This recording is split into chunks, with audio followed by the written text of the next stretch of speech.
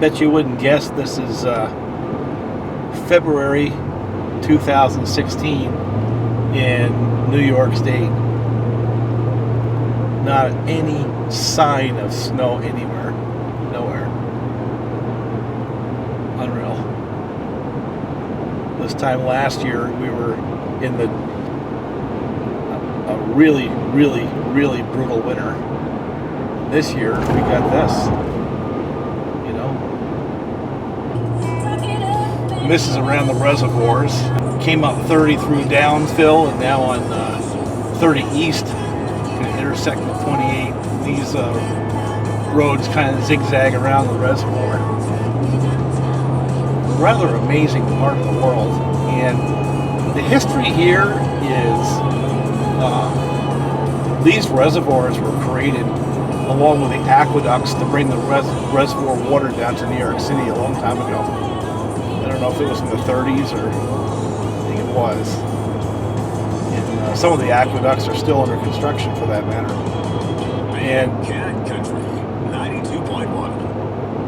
just an amazing engineering feat. And you wonder if it could be done today, you know, with the climate we have. This is always one of the most spectacular views for me, and I never have the camera ready. We just went past the Bel Air ski area. And we've crossed the county line into Ulster County now.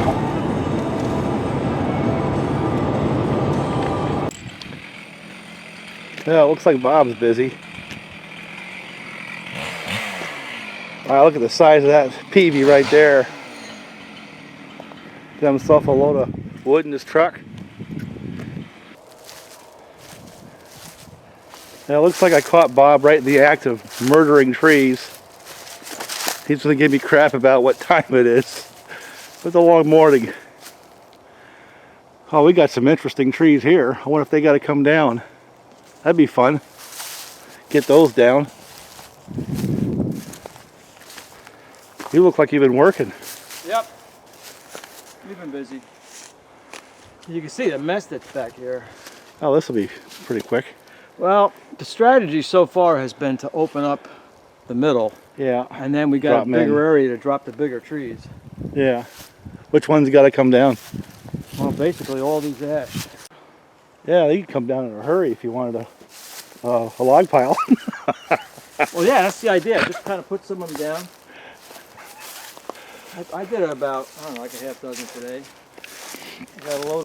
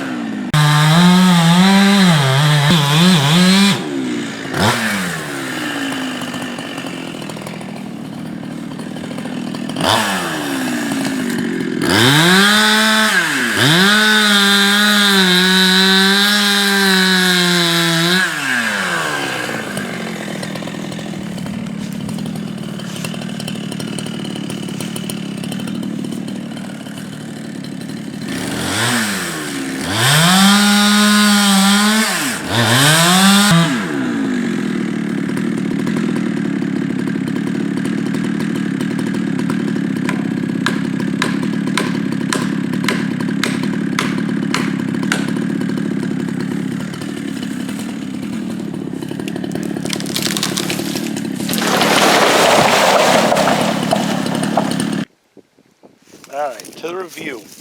This saw, because I know people are interested. This is the saw that I built with the 6 screw cases, a pop-up piston. It had, I think 18,000 squish and I was done. I think I went from, instead of the 14,000s cut, I think I did 12,000s. I'd have to go back and see if I put that on video. I don't know if I did or not. And it has the semi-gutted muffler. Other than that, it's pretty much stock. Nothing major, so it's just a saw. This chain has got a fair amount of time on it. And I started to sharpen it but didn't finish. And I think we're going to start with the chain as it is, because it's pretty much what happened to me is I pulled it out of the truck and went to work with it before I realized that it was woefully inadequate. And there are some people who would take it out and as is would run it. So let's start by taking a couple of test cuts on the anvil there. Hope I don't hit another tap, because I've sure hit enough of them in that log. And then I'll go and sharpen this first. And I think what I'll do is I'll sharpen it in 2 stages. One is just get the teeth sharp, and then second is drop the rakers to 28 thousandths or some number like that, and see what we get for a change. Basically, again, the focus right here is what's in a chain, how much you really see in terms of performance difference by just very, very simple things like sharpening your chain. Something I just don't think people focus on enough. It's partly because it's just a whole lot more interesting to talk about motors, you know, bling, all that stuff. I'm as guilty as anyone else, you know. Been sitting in my truck for about a week.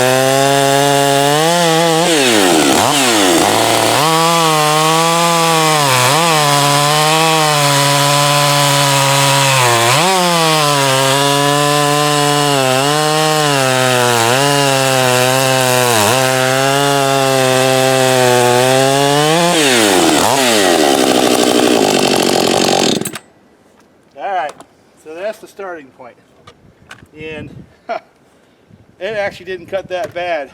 I've had worse, so this is actually going to be an interesting exercise now. One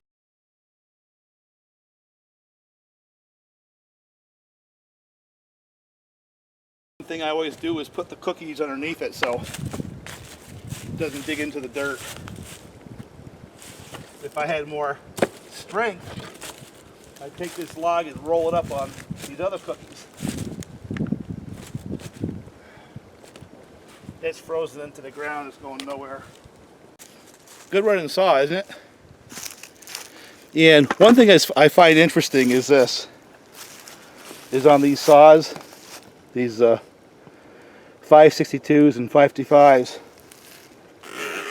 on the camera it sounds like they got a whole bunch of piston rattle. Well, they have a little bit, they all do. Not as bad as it sounds like on the camera. It's just for some reason my camera happens to pick up that frequency of that vibration. Don't get nervous. I know when I listen to my saw idling and I listen to it on camera, it just sounds so much worse on camera. But it seems like that's a characteristic of that class of saw. The 555 does it, and the 562 does it, and the other one I had on the film certainly did. It's just what it does. This one here has a new ring. That's the other thing I forgot to say. This one I put a new piston ring in there, so it seems like it's running a little bit better than it did before. It might be because the auto tune is catching up to the temperature and humidity, or maybe that 5 minutes of sharpening I did over at Bob's place has already paid off some. One of the things I need to do is to mark where I start. So I'm going to do that right there. And I don't know whether this is going to show or not. And then basically you have that line, and you want to make sure that when you're moving your file, you move it parallel to that line with just a slight upwards angle. And I'll let the experts talk about the angles. I'm not going to do that. I'm just going to sharpen the damn thing. And you can tell me after we take some test cuts whether or not I was successful. Yeah, so they went by. And I figured, you know, maybe I should make my life a little bit easier and use the chain vise here. So that's what this thing does. And you know, some people use these and some people don't. Variety of degrees of success, but it can make things a little easier. Now I gotta see where I was before I got social. Yeah, unfortunately this makes my arms be a little more outstretched.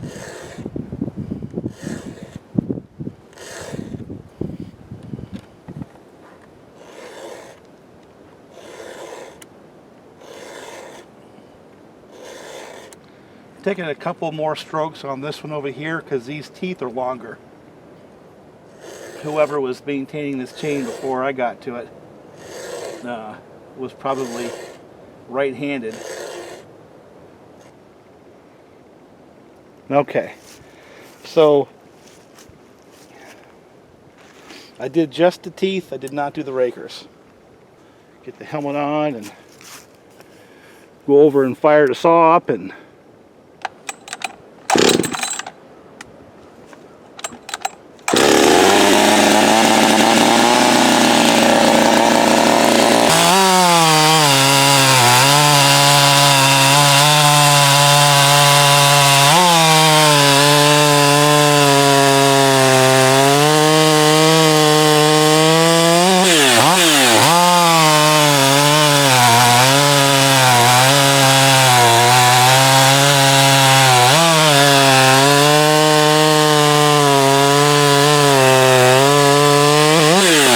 have cut a whole lot faster. Time will show that one way or the other, but it cuts smoother, more consistently, and I could really lean on that saw, and this thing is showing it's got some torque. Quite pleased with the way the saw runs, by the way.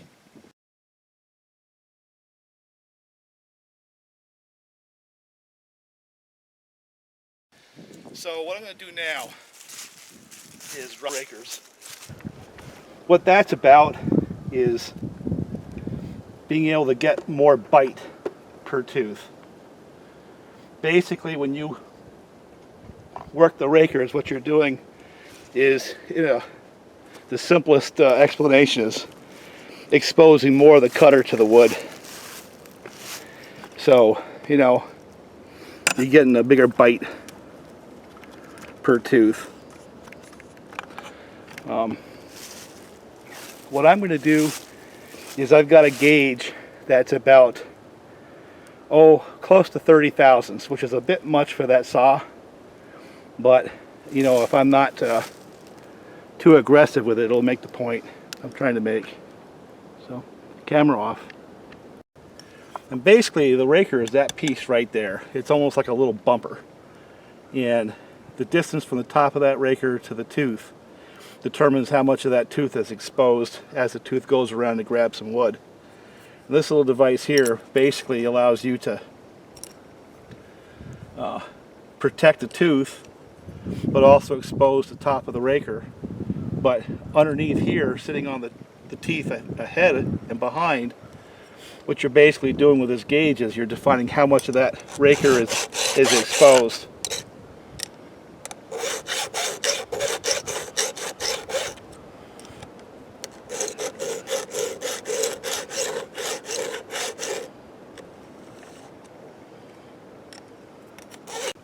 there's different strategies for different applications and different chain styles. This is the most basic of basic sharpenings that I'm doing right here. But even at this level of playing with the chain, you should be able to see some fairly tangible differences. Yeah, this gauge, when it was first bought, was 25 thousandths. And after a couple of filings, between 28 and 30 thousandths, because of course the file's taking some material off the gauge too. And this seems to work good with my old Cyclops saw, so this stays in my bag right with Cyclops. This gauge and an 8-tooth sprocket with the LGX chain equals a good consistent running saw for when I work out in the woods. So that's why I keep the system with me in the truck. And that's another thing. I don't know if it makes a difference, but what I do is when I get, I kind of experiment with this a little bit. When I get a distance and a gauge that works with a particular saw build, I try to keep them together. But to me, when I'm working on my own saws and setting my own saws up, coming up with the right amount of raker distance between the cutter and the raker is really critical. That actually means a lot in terms of how fast the saw cuts. I probably mess around with that more than I should. Yeah, Bob and I started talking about this before, but the total saw concept. And we focus so much on things like muffler mods and motor changes and this, that, and the other thing. But the chain and the bar are two major components that often get overlooked. And that's just an okay bar. But for example, on Cyclops, I found that my Sujihara bar, for whatever reason, had less resistance than the same size bar from other brands. And I wonder if it has to do with the hardness of the bar or possibly the design of the tip. But when I was doing time cuts, it was good for like a half a second on a 12-inch log, just that bar alone.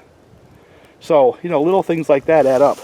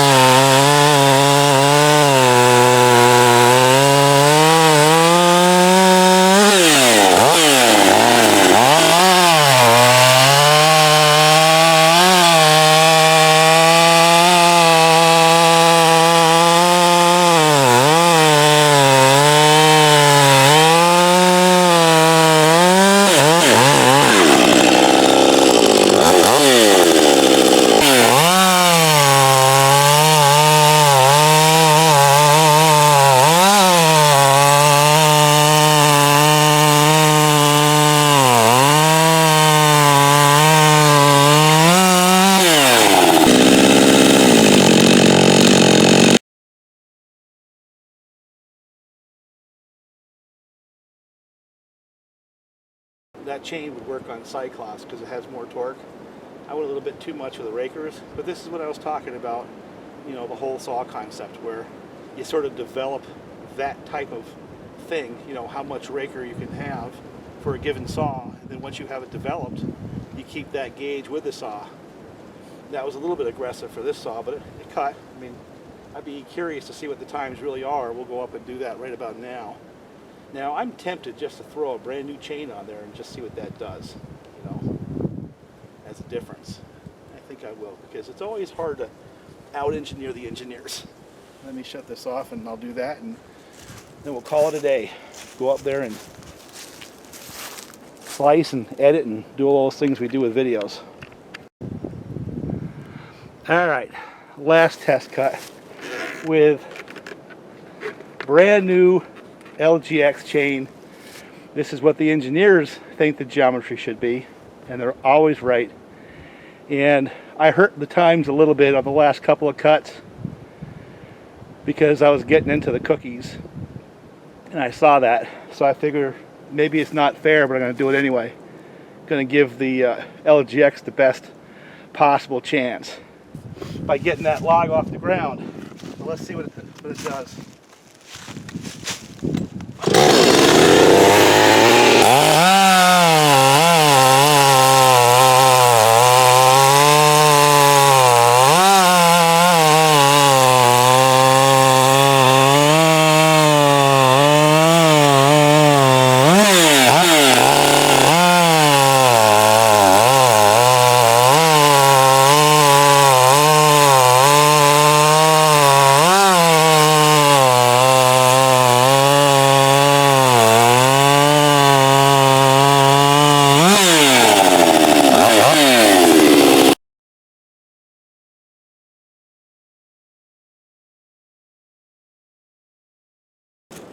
Well, that's frozen ice, is what that is. So all the chains had to cut through that to some level, but maybe the factory chain a little more. Yeah, dirt and ice. But you know something? That's real. That's what you get. That's what you have in central New York. So now I have a whole bunch of cuts. I'm not particularly interested in putting any more chain into that wood, so I'll go up and kind of compile what I have. And here's what I expect to see. I expect by feel that when I first sharpened the chain, that was some of my best cuts. And I had too much raker when I dropped the rakers to match my specification for Cyclops, but it's a big saw, you know, it's a 75cc saw that's been tweaked, and this is a 60cc saw. So 15 cc's means something. And then the factory chain really cut pretty well, but I think it got hurt almost immediately by cutting into that dirt and ice. So it didn't cut that much better than my sharpened chain, which is a surprise to me. But I think part of what I wanted to kind of discuss is when we do all these test cuts and all that kind of crap, is you almost have to listen to us talk about feel as well as the actual literal time of the chain, because what I found is sometimes the raw times, you know, there's factors which favor one situation versus another, but you combine the times with, yeah, that felt strong. When we take the saws out and start working with them, it usually ends up being that combination which picks the best setup for a saw. Yet it felt strong, it felt like it was cutting good, and sure enough the time showed it was cutting good. That blend is the best blend versus, oh, it's got the best time or it has a terrible time. Because like the factory grind felt better than it's going to show, you know, because of the way it is. I had the ability to sort of work the chain and get a reasonable amount of cut happening, whereas my cut rakers, where I dropped them too far, you had to almost hold back on the saw because the chain wanted to pull it right into the wood. This little saw right here cuts strong. It's a strong 60cc saw. It's nowhere close to as strong as my Cyclops. You got to get that out of the way up front. And as I said before, these modifications, they make a difference. They're not earth-shattering, but they're noticeable. They're worth doing, but you don't expect to get a race saw out of those changes I've made on this particular saw. But as a work saw, has a little more torque. I guess this is kind of a review of my build. Yeah, it's definitely got more torque, you know. It didn't seem to lose any of the smoothness, no more vibrations, so that's good. And it doesn't seem to use any more fuel than the stock saw did. So I guess in those regards, the build itself is a success. I mean, this is a fun saw to run, there's no doubt. Is it going to replace Cyclops as my main saw? I'll tell you what, it might. I'm not. It's fast enough. It's not as fast as Cyclops, but it doesn't beat me as much as Cyclops does. Cyclops, again, is that Hudzel 52 millimeter tweaked top end on a Husqvarna 365 X torque bottom end. But the Cyclops saw has just a gobs more torque than this saw does. but when you get into the wood and on the power band, the power is not as much different as you might think, which is a surprise to me. It's a strong saw. Well, I'm going to go up and get something to eat and see if I can't splice together an interesting video from this stuff. And I think the net, and I don't know how it's going to show with the actual times, is to review.